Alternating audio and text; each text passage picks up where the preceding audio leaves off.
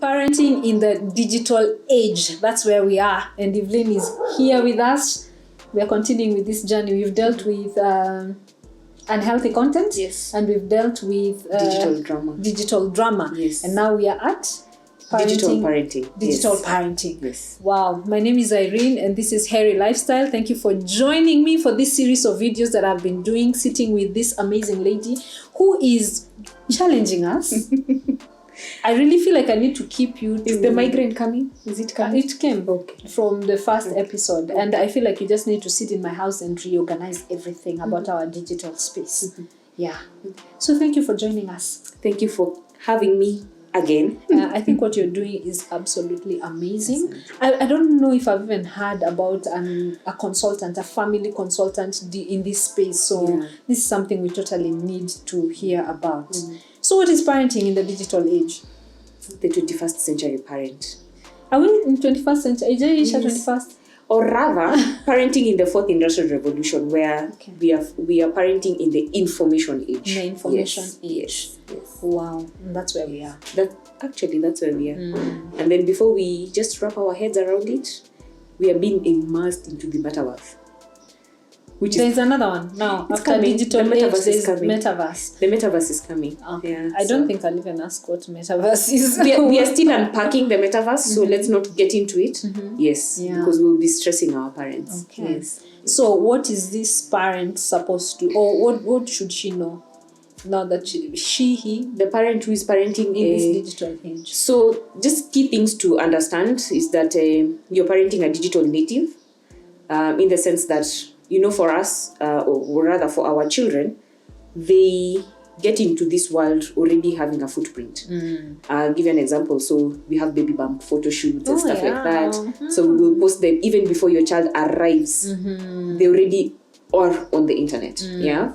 And then, of course, now we have to keep, sharing the milestones. And we share them with grace, obviously. We are fortunate to live in a world where we can actually take these things so that we can keep reminding them this is what happened in video form, because for us, I think we just have those hard copy photos, right? So our children are digital natives. We are not. Okay. And are we not? No, we are not. We've not been adopted into this? No. We are digital citizens, but our children specifically are natives. Okay, yes. I get the difference between citizen and native. Yes. So that's just the distinction. Yeah. And of course, because we have to recognize this a digital gap in between us and our children. Yeah. And so parenting is not how it used to be even for us. Like, for instance, today if you were to ask your mom for advice on parenting, a child who is addicted to gaming, they might not be very sure what to say. They don't even know what that is. Where to start with that. They might not be very sure. So there's just that gap. My heart goes out to parents who are, because I talked about this in my Mother's Day video, the grandparents who are parenting. Yes. At this age. They must be so culture shocked. Yeah. Because if we have a gap, I'm a parent, I have a gap with my kids. What about my mother who's raising my grandchildren? Imagine that gap. And they have to try and cope and figure it out. I laugh because there's a time my son, we went home, and my son, but my parents have Zuku, and Zuku for them it's because of the digital, you remember the digital migration? Yeah. And then my son was so happy he saw Zuku. He went and asked Babu, what is the Wi-Fi password? Yeah. And then Babu said, there's no password. Then he asked, is that one word? We all burst out laughing, but he didn't recognize what Babu said. Yeah. It's like, Babu said, there's no Wi-Fi. Like, we don't have Wi-Fi. Because he thought that is the password, and then he's like, is that one word? So he kept wondering. And then, of course, every time I take them to my parents' house, there's those antique things. So there's the radio that has the cassette. Yeah. So I have to explain to them what this is. Yeah. There's the VHS. Yeah. Then there's a TV, which now, of course, we upgraded. There's a TV that has this thingy. So my son is like, what is this? Yeah, what is that? They don't get it. Yeah, they don't get it. There's this question they bring to our kids these days. You know the way they would name these items, these items in the picture, yes. And then there's a picture of a radio, yes. And then they use the old school photo of a radio, yes. And all the children write microwave. Oh yeah? Yeah, because it looks like a microwave. It has these knobs. It has this way. So they write microwave and not radio or TV. Because they think it's a microwave and they see that photo of either the TV or the radio of those days. To them it's a microwave. And they get it wrong. Sometimes I'm like, teachers, that's not wrong. Yeah. They're relating it to something they know their current life. Yeah. And so of course now we need to start understanding that we kind of need new skills to parent these natives. This new generation. Yeah. And so when we start talking about parenting in this digital age, there are two things we talked about before we even began. How do we stay connected to our children, especially as they go through their preteen and teen years? How do we keep that connection? Because of this gap that we are experiencing. So, before I answer that in the right way, I'll answer it in the wrong way by asking you a question. How soon after you wake up do you touch your phone? How soon? I don't think I want to say. I'm guilty. First thing. I reach out and get my phone. Do you eat with your gadget on your hand?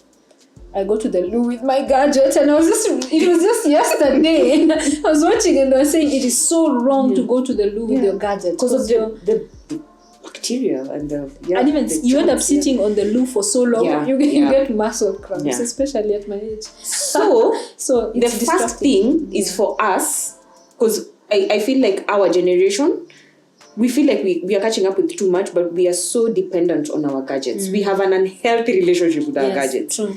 And that is a problem in itself. So we don't know how to see when our children have similar issue. Yeah. So when you wake up the first thing in the morning, you have your phone. Really, you wouldn't mind or you wouldn't notice an issue if the same thing were to happen to your child. Yeah. And so the right way for me to answer how do we stay connected is to have what I call a digital balance. Making sure that within your day, especially now if your kids are going to be on holiday, what are the mandatory things we have to do before we engage a screen, any type of screen, right? For children, it's definitely different from us because we maybe work, communicate, and do very many other things on our phones. Yes, but then we also need to have, I call it an unplug time. We need to unplug. So I wake up in the morning. Before I even respond to Twitter, can I talk to the people within the house? Can I just find out, by the way, what did you dream about? What are your plans for the day? What am I supposed to do with ABCD? Before. And I keep saying, for us as parents, the one thing that we can do is to manage, especially social media. So don't respond to the world before you even respond to yourself or respond to the people within your home. What that means is, can you push your social media time to at least 9, 10, 11, 12? If you can. Yeah, and you it's really difficult. Tools to make exactly do that. Exactly. You can do your digital balancing and well-being from your gadget. It's really difficult because your go-to is, I'm in bed, I've woken up, so I'm snoozing my alarm or I'm switching it off. Those two things. Then you get into WhatsApp. Time.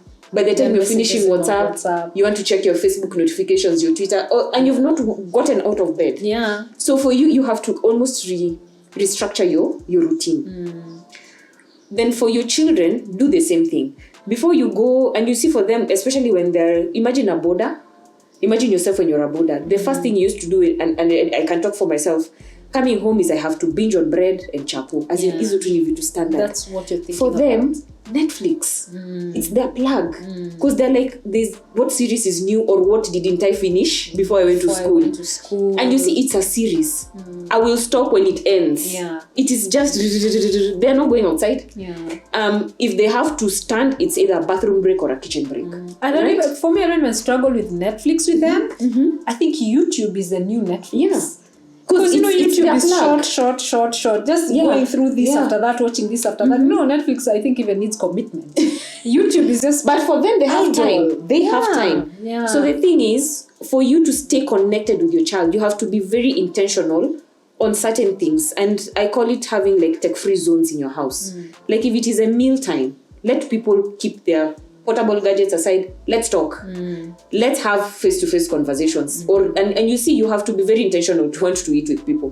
Because nowadays, it's when I'm hungry, I'll eat. Yeah. The time is not really set. It's lunchtime, let's eat all together. Or it's dinner or it's breakfast. Anytime, Someone will wake up at 12, people already had breakfast. Yes, and that's all. So you have to have that intentionality. Yeah. Also, setting boundaries in terms of, especially for our children, going into their bedrooms with gadgets. That's what I was going to ask you. I even wanted to ask you how old are your children? Yes. Because I think mine are at a different age. Yeah. Like they don't wake up when I wake up. Yeah. They can even wake up at midday.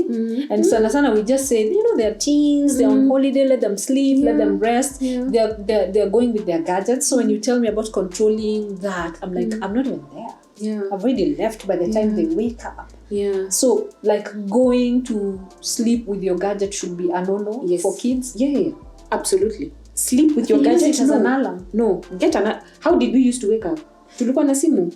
We still used to. I still used to keep time. An overhaul of my life. We still used to keep time. We still used to wake up and sleep on time. So no, it is an excuse. My kids are 8 and my son is turning 11. And the one time that I allowed them to go to their rooms with their goods, because they were having 2 different classes. So only one went with the gadget to their room, but the door was open.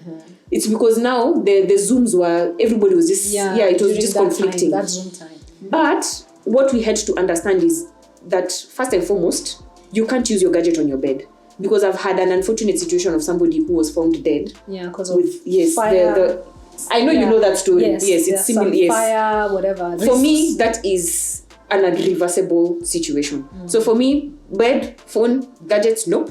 So open policy door so that I need to see what you're seeing. Wow. You cannot use your computer when it has turned. I have to see your screen. So I enter like this. It's your screen I'm seeing. Your back. You can show me your back, but I need to see your screen. Wow. And of course, it's compliant. Yes. Because those are boundaries you've set. Of course, I have to also show them that I'm managing my own technology. So some of the things that for me was really difficult was just transversing the house with my phone everywhere.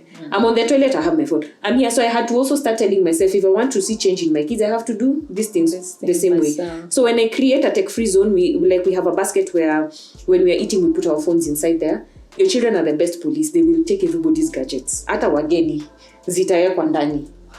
Then we eat, we have conversations. So when people are having family meetings, talk to each other. Otherwise, simunge have your meeting WhatsApp. So you have to start having very intentional spaces and times when you're just having normal conversations away from the screens. I call it an unplug time. It can be 10 minutes. It can be 20 minutes. And what I say, it is the quality of what you're doing, right? It can be 5 minutes, but you're having such quality conversations with your children. If there's somebody in your home that you wanted plugged in that conversation and they're not available, that's when technology now sets in. Like, okay, can we zoom them in, right? They're part of this conversation through that gadget. But then connecting with your children has to be more than that. They have to see first you have control of your own devices. Then it comes to how are we communicating with our children. So there's this tool that I use for parents, especially when we feel like, there are times when you want to have a conversation, you don't know how to have it. Because maybe in the house people are tiffing, and especially the preteens, but also teenagers. Because there's a way you will tell them something and then they'll be like, no. And the way now they know they have rights and stuff like that. And they have options of conversation. You tell someone, they're like, no, I disagree. And then you're like, but this is my house. It's like, but I am your child. You get? They have this. So there's yes. So the other way you can stay committed to and connect with your children is what I call creating a conducive environment. And you can do this by just being fast available, but also using a tool I called roses, thorns, and buds. So when I'm teaching, I normally have a rose. And I say a rose is a really beautiful flower. It smells really nice, but it has thorns. And thorns are not very pleasant. So when you're starting and, you're trying to have these conversations with your children about anything, by the way, give everybody a rose. And when you're buying it, I keep saying, don't tell the vendor not to remove the thorns. You need the thorns and the buds. So that now it makes sense when you're having this activity. So I'll come to you and I'll say, Irene, so everybody in the house, it has to be a very informal, just make it very informal. So I'll say, I'll remove a petal and I'll say, Irene, thank you. Yesterday, by the way, it was my duty to clear the table, but you helped me. I'm appreciating you for that. So everybody has to say something they've appreciated or they feel thankful to someone in the house. Wow. We rarely have these moments. But when that is happening, and for me, when we do this as a family, I realize there are so many things we take for granted. Like, I helped you push the bin, or I took taka outside, or it is the small things. I'm saying thank you because we hardly say thank you to each other. Wow, yeah. And then, of course, the thorns is the things that you did to me that I did not like. Did not enjoy. Yes. Yeah. And for parents, we are thorned a lot, especially mummies. Mummies are thorned. I remember my first two. I was thorned. I forgot all my petals. I forgot. And I kept feeling like, even when they were giving me petals, it's like, thank you mommy for making us breakfast. I'm like, it's my duty to feed you people. Yeah. I mean, so I didn't even think I was serving you. Yes. Yeah. Of course, but they are thankful. But for me, I did not think. But the thorns, mommy, you beat me. Mommy, you cut me off. And my children, when you cut them off, it's such a big deal. A big deal. It's such a big deal. Yes, like you're cutting me off. I did not finish my sentence. So you have to start listening to the things that that give them displeasure, or make them feel hurt. Yeah. And this is where I tell parents, sit with grace and take it, because it's not pleasant. Kwanza, when you have a teenager, they will tell you things. And I know, like, as parents, we are not used to the idea of, like, apologizing to our children. We hardly ever. How? We feel like, you're mine, you're my child. Why would I? And you can't apologize understand to why I you? did that. No. Yeah. Then, out of the thorns, the buds, because when a bud is nurtured, this becomes a beautiful thing. So the buds are the areas of improvement. So I'll give you a bud and I say, like, for instance, now for me, the one thing that I always kept being thorned is not listening, like interrupting and not listening, because I'd be listening, but I'm not listening. Yeah. Then my son is like, what did I say? I did not. You heard the first word and the last word, but it's like, you see, mommy, you're not listening. So I'm being thorned. So my area of improvement is I will learn how to listen and I will be present when we are talking. It's not something that it's not a light bulb, but because it's a constant reminder, I'm being told that for you to stop making me feel this way, please do this way. So it is a bud, because you have to nurture this bud to become a petal. Yes. Wow. So that is a way to stay connected. And the reason why I find this, I used to do this tool as a business management kit, but then I thought, if I changed it and used it as a family thing, communication would really be open. That's and how can I make sure that even when my children are going, especially through difficult situations, I'm here. Like something, they mess up out there, they're still my child. Yeah. I need to listen to them and create that environment that they feel, if I go to my mom or I go to my dad, they will not judge me. Yeah. We are going to deal with this thing. Of course, there will be a consequence. Yeah, there's a consequence for it's the a action, consequence that comes from a place love of love. Doesn't change. Thank you. And they need to understand that we are parenting with grace. Yeah. Because, like, for me, I keep telling my children, I used to be beaten. You see that Shosha of yours who you love to death? She used to thwack me. We talk about that a lot. Yeah. They can't believe they can't, because they can't relate. But I'm like, you know what? My parents always made sure I understand exactly why I'm being beaten. Because I was raised in a military barrack, so you can't just be punished just like this. Yeah. You consequence, nilikuwa nakuchapa kwa nini? Nilienda kwa waende ulikula chakula. Tulikuwa tumesema ni yani you know. Our parents had serious follow-through. You know. When it came to and you see us. even when before you repeat that offense again, you know. It. So for me, a way to connect is first to just understand. I need to come to your level. And for me to come to your level, I can't come to your level if I don't listen. I can't come to your level if I don't seek to understand. Yeah. Seek first to understand. To be understood. To be understood. Yeah. Okay. Yeah. Yes. Shule. 7 habits. Yes. And so, for me, those are very critical things. You can, and I find that you have to just sit and realize, hiya, I just didn't listen to this child. Yeah. That's it. Yeah. And if I listened to them. Listening is such a big deal. You can hear someone talking and you're just not taking it in. When you're having a carrot, like if you're fortunate enough to pick your children from school, when the music is off and people are talking, you're listening, they're having conversations, but you're also plugging in. Yeah. And one of the things I actually tell parents, stop asking normal questions. So let me ask a normal question. How are you, Erin? I'm fine. How was your night? An answer. I slept well. Okay. Yeah. Have you smiled today? I'm sure I have. Who made you smile? You guys. Yeah. You see, there are certain questions that generate default answers. Yeah, generic default. And then those default answers are like, bzz, you're fine. Just how was school? Good. Good. Yeah. But if you ask someone, what was the best part of your day in school? They actually sit and think, whom did you sit next to at lunchtime? when your kids are also, because I find that there's a parenting children in this age, the preteen, there's a crossover, preteen, and then when they're crossing over to teen, and then preteen is starting early. It is. It used to be 12. No, I think it's like 9. I feel like 8, 9. Yeah, we're already in the preteen. Yeah. There's a certain level, even in our own lives, where we make friends and shed friends. But for them, especially with the transitions of, somebody moved from one school to another, one county to another, the turnover of friendships, it's really high. It's a lot. My son was struggling making friends. And I told him, tomorrow, when I took him to a new school, tomorrow, just go sit to somebody and ask them when their birthday is. It will strike a conversation, because when you tell them when you ask them their birthday, they'll tell you yours. Yeah. And what did you want to get for your birthday this year? You strike a conversation. Yeah. And that is how people make friends. And then out of that, he started realizing that I need to stop asking people how am I, and I'm like, yes, that's why I ask you what was the best part. Because when we sit at lunchtime, we will talk about things. Then when I ask you what was the best part of your day, you have something to tell me. It is not a 1-minute conversation. It grows into something. Yeah. There's something we were talking about before we began, and that had to do with our own experiences as children, the things that we went through, and maybe even how we were parented, and how do we translate that in our parenting in a positive way. Yeah, in a positive way. Yeah. I'm glad you said, in the positive way, because we have trauma and drama. In fact, I call it childhood drama and trauma. We are carrying those things. I think they even make us feel heavy. Yeah. What are those? Give us examples. Childhood experiences, like how you are disciplined, maybe. I think it is very common for most of our generation that we were raised with cousins, aunties, uncles.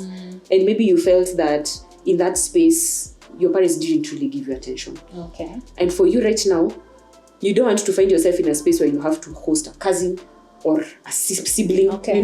That's scarred you. Yeah, exactly. Okay. You want to just make your space with your children, because if you didn't feel like attention was given to you, I want to give my children attention. Yeah.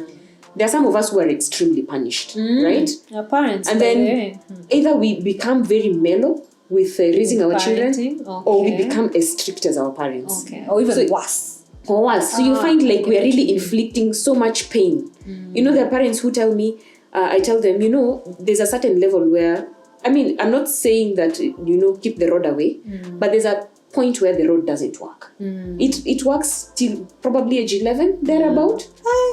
You have to start having conversations. Imagine your teenager is here. Yeah, and you're trying to sharper them. You beat them, they beat you back. You slap them, they'll slap you back. Yeah.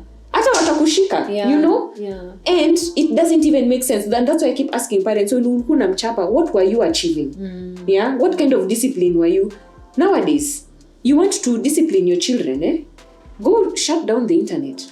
Ama zima stima. Let people go to the dark age. By the way, you want to call people, zima internet. People will come from wherever it is they are in their small campus. What happened to the internet? For my children, there are certain things that I've realized make sense to them when I withdraw their screen time, because I am very fortunate to have children who understand the value of screen time. So like in my house, one of the ways we connect is that screen time for us starts at 5 p.m. 5. And that includes gadgets, not just TV. Gadgets. Anything with a screen. Kila kitu. So we will play chess in the morning, we will go swim. When they come, they'll go skate. Whatever it is that needs to be done. My friend, by 5 p.m., they both have watches. They're in the house. Because it's screen time. And Kwanzaa, Saturday, Friday, Saturday, Sunday, they will have birthday before 5. Because they understand the preciousness of that screen time. Because it's timed. So they misbehave. When they misbehave in terms of not following through with time, I punish them with time. So if you are not, like you didn't do your homework, I'll be like, you know what? How long did it take you to do that homework? I withdraw it from their screen time. So I punish time with time. Wow. They misbehave with their gadgets, I take away the gadget. Because they need to understand that is what I abused.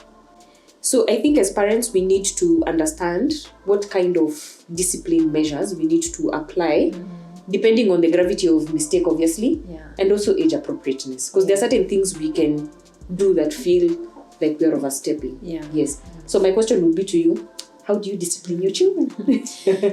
I think at their age now, we have more of conversations. Yes. Yeah, we have more of conversations. I almost can't remember the last time I ever had to discipline. Probably just remove a privilege they have. Yes. For the youngest one, I will probably take her devices and all that, and that will work. And then also for the older girls, it's more of having conversations and letting them understand what has gone wrong in that situation. I think it's really important, especially for us also, to just let them know their boundaries, and the choices they make obviously have consequences, and those consequences don't necessarily need to be negative, right? Yeah. But then, of course, when they are violating certain rules. Now, I know we've talked about traumas that we experience growing up and all that. But I'm thinking in this age of parenting, there are a lot of traumas we are experiencing currently. Yes. Yeah? You're an adult. You lose a job. You lose a loved one. God forbid you go through divorce and separation. And you have to continue parenting and all that, and parenting appropriately. And we're talking about inflicting that pain onto our children. Yes. We are seeing too many hurt children because we are not dealing with even our current situations. Yes. Yeah. And especially when it comes to like the unfortunate situations where parents have to separate. Yeah. And then one parent is using the children against the other parent. Don't go there. Yeah. Yeah. I believe when relationships get to that point where inevitably we have to terminate it and go our separate ways. We need to always remember it's the two of us who are separated. It's our relationship. We have children to take care of. We have responsibilities to ourselves, to the children, to society. And we cannot get into that space without maturity, without wisdom. Because the children will suffer. And as much, and I keep telling, even my friends who I know have gone through certain things, and I keep telling them, as a mother, there is no way you will ever be a father to your children. You can only be a mother. Yeah. Unless that guy is 6 feet under, he will remain to be the father of their children. So where they need a father, let the person come and plug in and be the father to these children. Father, give them the space. Yes, and the respect. Because there's respect. There's a way we can make our home so hostile that it is best to stay away. Yeah. But who is suffering at the end of the day? Exactly. Yeah. So there needs to be that harmony, so that also we are letting our children know that when they're making friends, because our children will make friends. They will lose friends, they will make friends. Yeah. How they see us deal with our own friendships. Oh, yeah. It is it. And that is part of the connection. Because obviously when they are seeing such kind of animosity, it rubs off them. There is an unfortunate statement that was made by a group of people I was training. And there are girls who had decided to become lesbians, or to rather experiment with lesbianism. And when I asked them how they arrived or what pushed them to that level, they're like, but my mom is treated so badly by my dad. Why would I want to have a relationship with a man to be treated like that? Why? Wow. And that's real. That's real talk. Yeah. Yeah. Yeah. And it is our utterances, it is our actions, it's how we treat other people. And sometimes we do it unconsciously. Someone gives you a call and you're there uttering words, saying, the kids are hearing. I keep saying these children are like sponges. They just absorb information. And then for them, it will take time. But of course, as they're seeing how we are behaving, and we are such authoritarian people in their lives, we are the benchmark. Yeah. So they will just go into that space. You will find they're also dealing with children outside with such kind of animosity. They're talking the way we talk. They're doing what we do. Yeah. The connection is not there anymore. And so, of course, when we have such kind of situations that happen to us, they're unfortunate. We need to handle them with sobriety. That's why, remember I was saying, we really need sobriety in our... We need to be sober. Yeah, we do. Because I find that we end up hurting our children because we are hurting. Yeah. And sometimes we really don't have that intention to hurt our children, but it is what we are doing, how our circumstances are pushing us. And there are people who, yes, are unreasonable, but for the sake of the children, if people can sit and decide our relationship is the one that has ended, let's not punish our children by behaving like lunatics or behaving badly, how can we make sure we still parent our children the way we would have wanted to parent them together? Yeah. I'm just thinking of a situation when we grew up, we literally were raised by the society. Yes. my auntie was like my mom. She could punish me. I can give you stories for days. How our neighbors. It was a society. Is it a trauma that did it come to us as a trauma? Because in the parenting of today, we're not seeing that happening, or we're not letting that happen. A parent will just tell you'll even tell your sister, your cousin, hey, these are my children, don't get involved. You don't want the teachers to punish your children. We're running away from that. And I think there was maybe some negativity that we may have experienced, but there was also abuse and negativity, but there was also a lot of positivity. There was positivity, but I think for many people who go to either extremes, there must have been abuse at some point. That, there are times, and I don't know if you've ever seen people who have been beaten, and the person who is beating them doesn't even know what they're doing anymore. It is just a flow. Yeah, and when you grew up, it was probably like that. And even the neighbor would just beat you from their own anger. Exactly. Our teachers were beating us so angry from their own anger. Yeah, and just look at how, like, right now, you and I are seated here. We know the pain of the economy right now. Yeah. And then you see your child biting an apple and throwing it. Then you're like, do you know how much that apple cost me? Then you slap your child without even finishing that sentence. The child is shocked. Is like, I was not throwing it, I was putting it. They even get confused. But for them, they're like, I beat it and then I realized they didn't want to eat it. Yeah.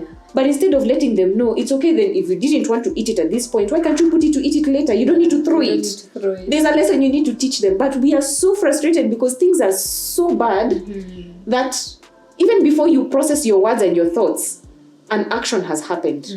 And when those kind of things happen, it's abuse actually. Yeah.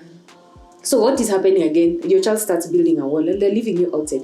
But there's no connection because they're thinking, okay, fine, I messed up out there. Like, for instance, if, and God forbid, your child goes out there, they're not 18, they're already engaging in sexual activity, and they want to come and discuss with you because either they're frightened, they're scared, something is happening within their being, but you are so vicious and violent, they can't come to you. The connection is not there. And so we need to start also just chilling, The one thing, and you're my friend on social media, I keep reminding parents, you were once a child. Yeah. But more than that, maybe you were that problematic child. That one. It's true. We all act like we're all the good children. Yes. We were all number one. Yes. We never did bad things.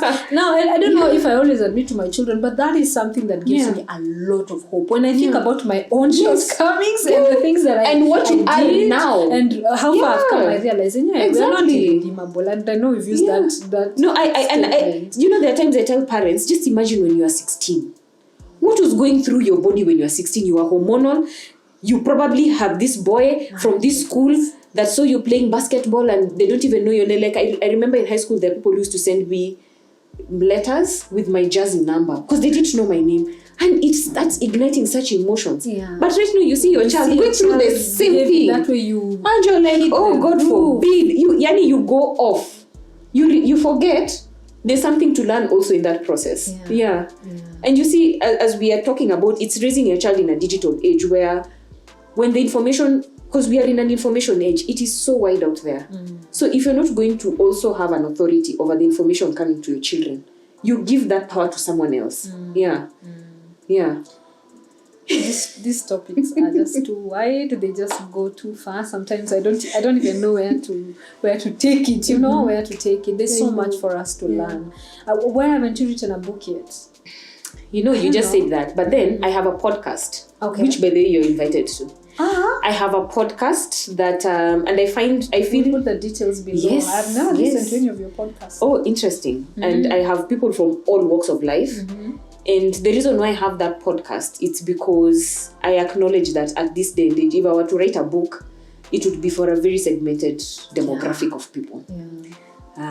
For me, every time I start a class, I always ask people to introduce themselves and tell me the app they cannot stay away from. So for you, what is the one app that you really cannot stay away from? Right now, I would say Facebook. IG, YouTube.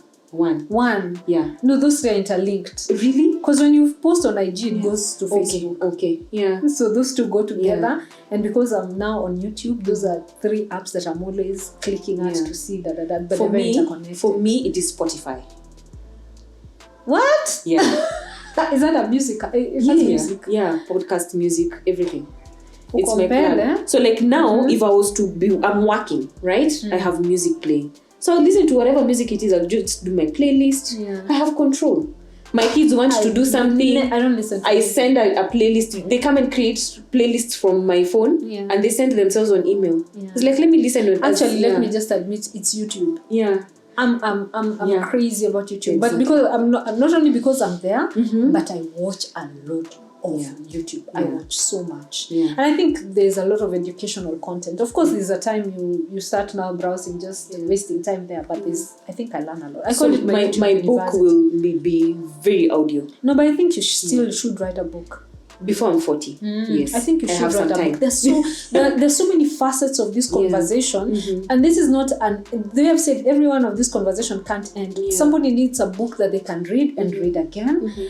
Maybe a study guide, maybe note taking, and what do I need to do? And then probably you read this book when your child is 4 years, then when they are 10, you want to come and read it again because you need to rethink all these things because you're in a different season with your children now. The child they were at 2, at 6, at 10, at 14 is totally and different. then also just thinking about how technology is evolving every single day.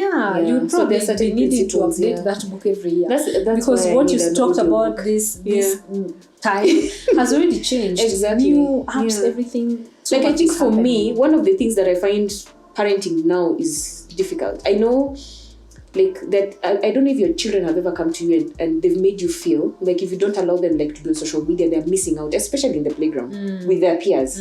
I don't know if that has ever happened to you. Like no, I think what I felt is if I need a phone, mom. Yes. By the time I gave her a phone, I think she was turning 13. She looked at me like, Danny, I'm the last of the last. The least of the least. To finally get a phone at this age. Imagine. They usually just give an old phone. Maybe I'm done. Hand me down. Yeah. So I think there's also a certain kind of pressure that we feel, especially now that you're saying all their friends have phones, so you feel like a pressure. So now, the last maybe 2 years, because of COVID, and COVID escalated it, obviously, but just before COVID, so it must have been 2019 thereabout, every other teenage birthday, a gadget had to be part of the gifts. So we are going to a teenage, so one of our friends has a teenager who's turning maybe 14, 15, 16. And because we can't all buy phones, we changa to buy a phone, because that is the gift they want. That's what they want. And we are up to there now. And of course, at this particular time, maybe the gadgets are more affordable. But whatever gadget you buy, it's an internet-enabled gadget. Smart. You can't buy the Makabambe. Now, what I feel that is going to really shock us, because I don't think we are there, as I said, is the metaverse. Because now... give us a hint. What is this? So you'll have to go to Facebook and see what Zuckerberg has been doing. Like he has this VR goggles, the VR set, where I'm having my VR set and then we are playing. So it's like we are immersed into this space where we can do anything. We are socializing, we are marketing. It's like a space. Exactly. It's like a digital universe. Yeah, and it's still been unpacked. So of course people will create games where if my child is here and we are all playing, so we are just, everybody has their, it's virtual reality. We are in a reality somewhere, and it feels so real. So we will start having this pressure, because everybody now has to get to the metaverse to start buying these headsets before we even understand how to take care of that space.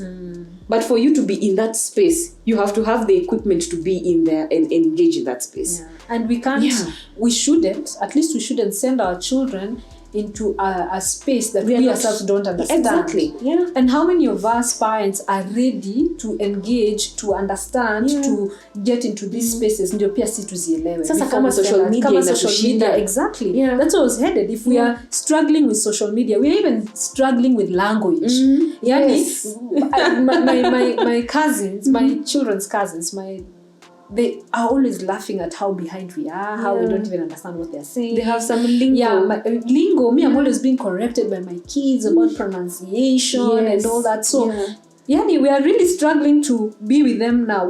How about the metaverse? How will we be able to enter in there to understand it before we can? Somehow, I think just the way COVID made us go digital by force, because some people were already there, but then if you were not digital during COVID, you wouldn't have done much. Yeah. I mean, those are the people who now got really stressed.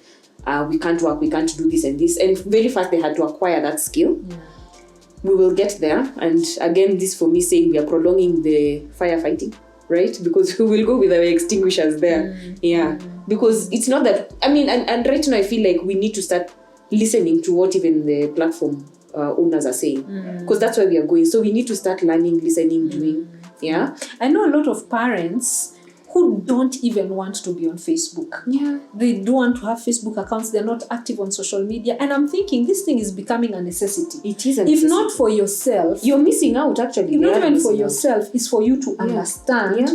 where your children are and where they're interacting. Because keeping them off is not going to happen. It's not going to happen. So it behooves us to go into these spaces to understand them so that we can maybe guide better or maybe just even understand where our children are. Otherwise, they'll go into a space and leave us behind. Oh, yeah. And they actually are leaving us behind. So I think for us, even as we are having this conversation, it's just asking yourself, take an inventory and ask yourself, by then, ni nini sijui?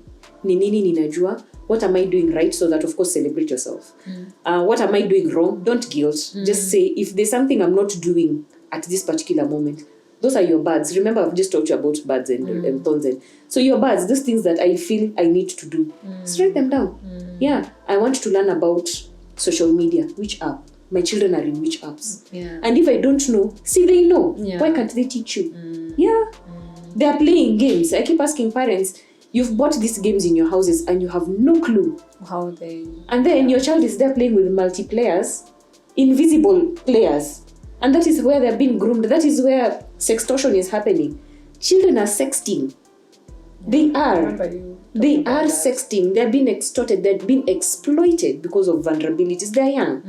And so, if you yourself, you cannot sit and just decide, okay, fine, you will play this game. Like, I think one of the things I told my son, you have your PS, but it will never go online.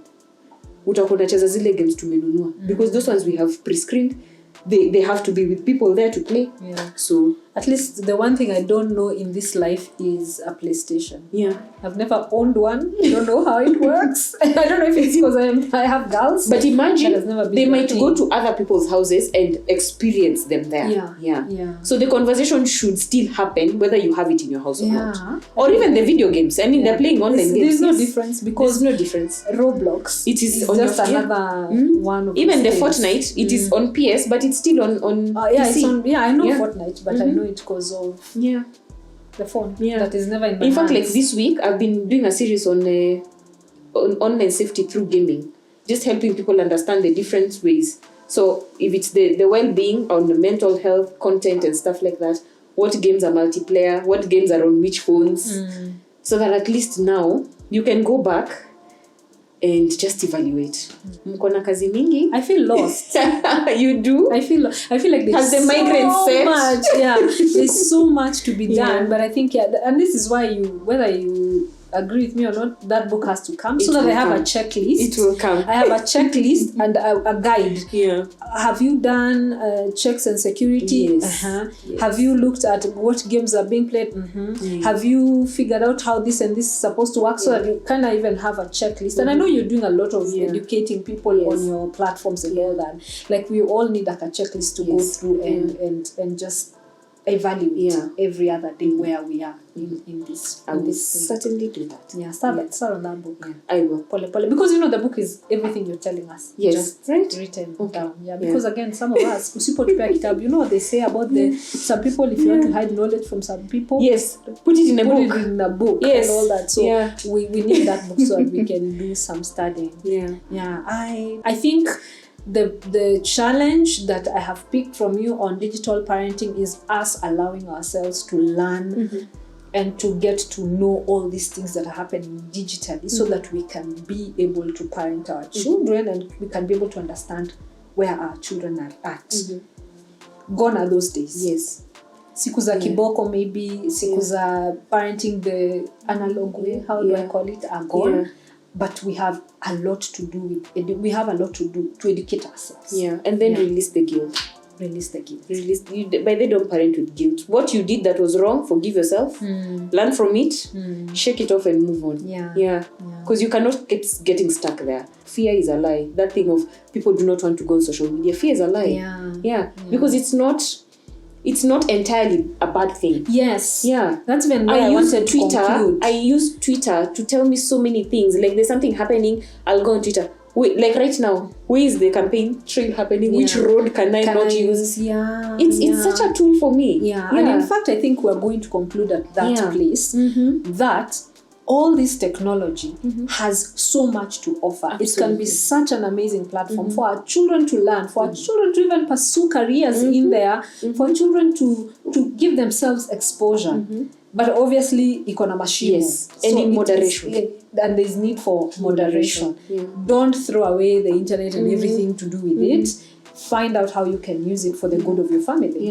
Yeah. So you know what you can do for yourself, like right now, when you're done, because you seem to want me to stay in your house, do your checklist, create your tech-free zones, just say, or time, it does it, okay, so we need to have zones, so like the bathroom is a tech-free zone, the dining table is a tech-free zone, then create tech-free times. So for instance, if you decide Friday, Saturday or Sunday, we can sit as a family, watch a movie, let it be one device at a time. So you parents and everybody who has a portable device, put it aside.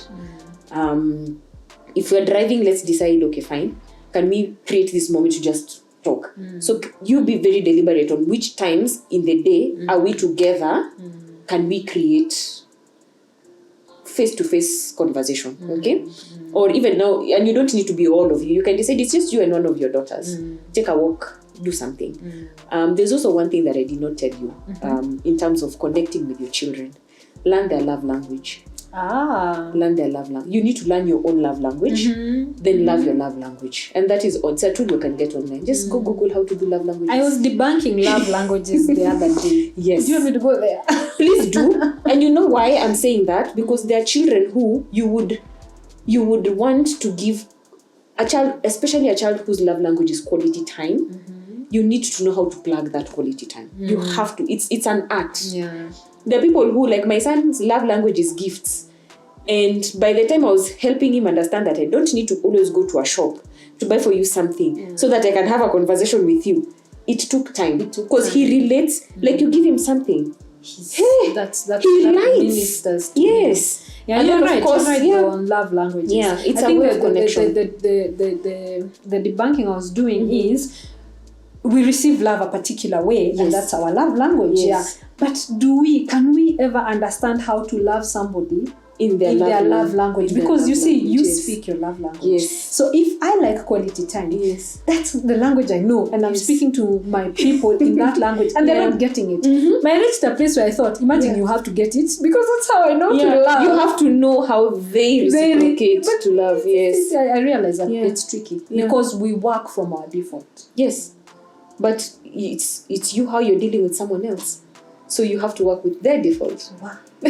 And for your children, that works very well. Yeah. Especially when you're feeling like your children are being problematic. If you connect with them from a love language, first they understand that, hiya, you hear me. You hear me. Unanisikia, and you feel me. And it's easy. Yeah. It might not be easy, but maybe the process is less hard. Yeah. And I think what I can say now that my children are, I act like 14 is the end of the world, but I have to say that I'm beginning to see the fruits of some of these things we had to do. All the spanking, all the don't do that, all the, at some point you begin to see they start doing certain things and they start getting it later on in life, and you realize it works. So I'm just giving myself hope and giving other parents hope. All those corrections, all those, it's not in vain. No, it's One not. day you'll see, by the way, I think they were actually getting it. Yeah. And so go do it and do your roses and thorns. Okay. Please. That one I will. If you want to start having communication, find your roses and thorns. But give yourself grace as a mother, because you will be thorned a lot. I'd love to do that. Just do roses. It really works. And you even realize, for those of us who have hubbies, like my hubby is not a talker, you realize he has things to say. Everybody has something to say. And when you're doing that, roses and thorns, I'm thinking, no taking offense, no catching. You can't catch. you will catch, but I think as adults, as I said, take it with grace. Take it with grace. You can't feedback. Unapatiwa feedback. It is Sometimes we're not feedback. very good at receiving No. feedback. It is feedback. And you see, I always keep telling myself, there is no way your children will tell you something from a point of heart. They're telling you the truth. It might come out badly, but it's the truth. It's the truth. And it's well intended. It is well intended. Yeah. Watoto wako hawezi kukuumiza bure ati just on purpose. Just to hurt you. No. Wow, Evelyn, let's do another 6 episodes and unpack these things over and over. But then we will plan. We are peeling an onion, so I think we've just done. Sindio? Yeah. So if we are peeling an onion, then the tears have not started. The tears are starting. I think we just need to sit down and reconcile all these conversations and see how to take it next. Yeah. So I'm sure we will revisit this. So you have homework to do. If you do your homework right, I think the next conversations will be a lot easier. Yeah. Wow. Yeah. Thank you very much for joining us. I hope you have learned something from Evelyn. By the way, we'll provide all her social media handles and even her contacts. You could want this lady to come and talk to you, maybe in a church setting, in a family setting. You're struggling, you're a parent there, you're feeling lost. Everything that we've talked about through this whole series, you can get in touch with her and she will guide you and there's a lot she'll help you, debunk and put into proper perspective. Thank you. This is Irene. This is Hairy Lifestyle. Don't forget to subscribe. Hit that notification bell. Share this video with your loved ones. Leave your comments, your questions. We will see how to revisit these conversations. Bye.